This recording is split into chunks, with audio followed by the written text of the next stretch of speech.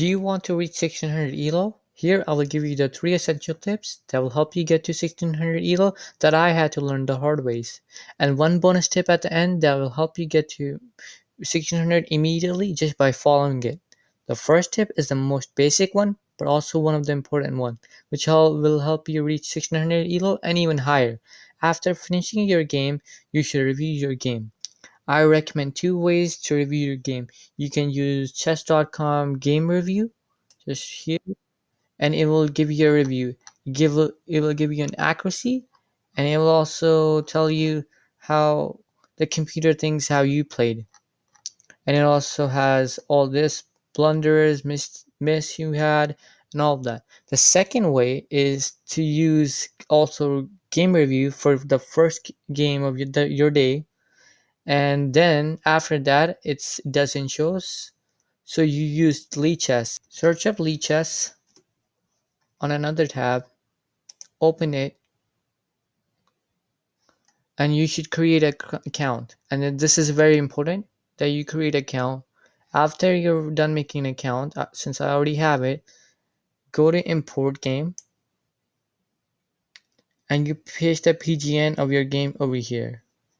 I'll go back, and to get the PGN, you press the share button, and the PGN you copy from here to the end, Ctrl C and Ctrl V, and turn on the computer analysis, import game. Turn on the stockfish. Now it gives me more lines, and this is a graph, and white is always at the top, and black is down here. Since I played with white, I will use this one, and if you click on it, it will show you where your mistake was, right, in accuracy. And another thing you can use is the master database. It will show you what other players have played in this situation, and since this is far too deep, I would have to go back a bit. And using master database, I can see what other players have played, even grandmaster level players, what they have played.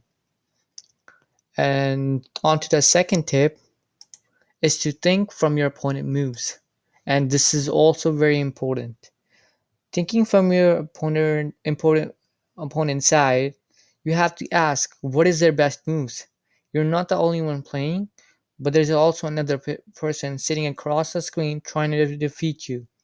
If you don't think of the best move from your opponent and you don't have any response when your opponents make a good move and you have no good response, it might mean you were not thinking of your opponent moves and only thinking of your moves.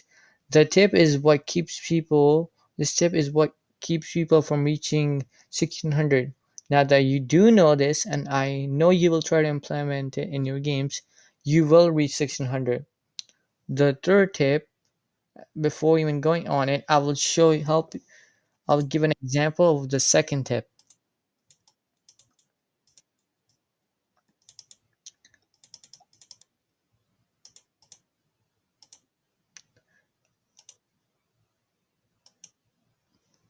Now my opponent, I will show it from my opponent's side.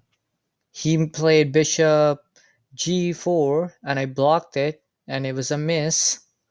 But my opponent's next move was h5.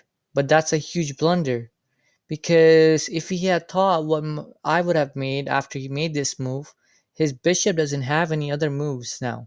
And I simply played g4 and it blocked his bishop. So he had to sacrifice a whole piece just to free his bishop. And I won the game because of it.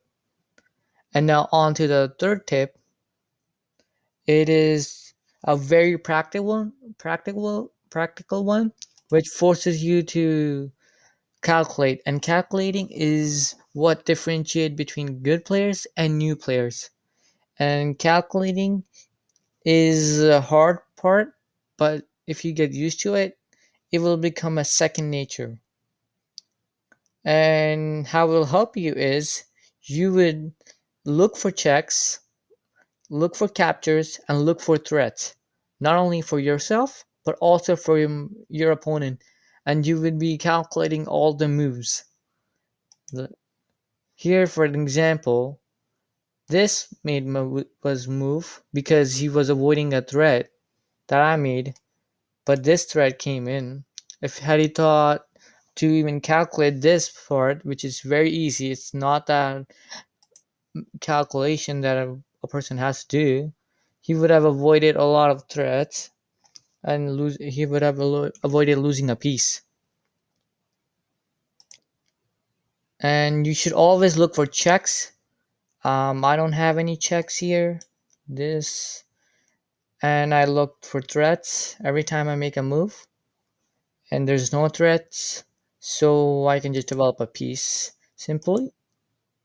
But when he made a threat, I try to block it because he was making I wasn't able to castle because his bishop was looking at my path, and I blocked it, and he went back, but he didn't think of my threat.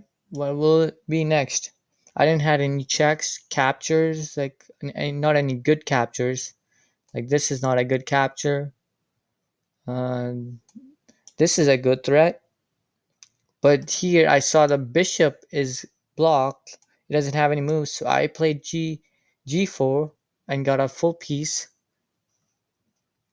On to the bonus tip, and this is a very important one, and you should keep it in mind. And as you have sticked it through the end, I'm sure you will achieve 1600 very quickly. And this tip will not help you gain elo, but it will stop you from losing elo. And this is one of the most important thing, because if you gain elo and lose elo at the end of that day, you just balance. That's not good. So what you have to do is when you keep losing and you're tilted, your mindset is just very angry and he just does not want to calculate or anything. You tend to make more bad moves and you lose because of it, and you play more games and the mind state worsens, so you lose more, and you have to stop, take a break, and get back after eating something, or just take a water break, and then come back and play the game. This is very simple, but it's is what keeps most of the players down and stops people from reaching higher elo. And it happens to me and a lot, and I've lost so much elo just because of it. And another additional bonus tip, as you have stick until the end, and I appreciate it a lot. This tip is to get water, drink water. Drinking water is so important because even in tough situation, and if you're hydrated, you will be calm. And in so many situations, when I had even lost a queen, I made comebacks because I was calm and I drank water, a lot of water, and it kept my head cool. And you should never resign until the end, because there's always a chance you can make a comeback. Even at 1600 level, people have sacrificed their queen for nothing, and even a blundered like full on queen. You have to keep looking for a move to win the game.